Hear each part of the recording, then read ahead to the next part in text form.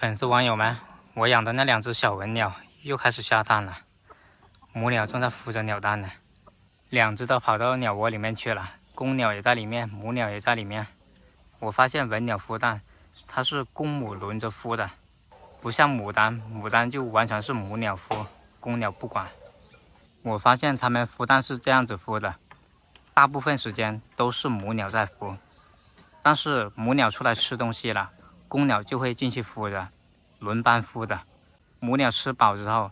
又换母鸟进去孵着，公鸟它又出来玩了，就是这样子。大部分时间都是母鸟孵着，只有吃东西的时候，它们才会换一下。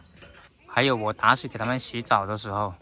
也是公鸟先洗，洗完之后就轮着母鸟出来洗，公鸟就回去孵着。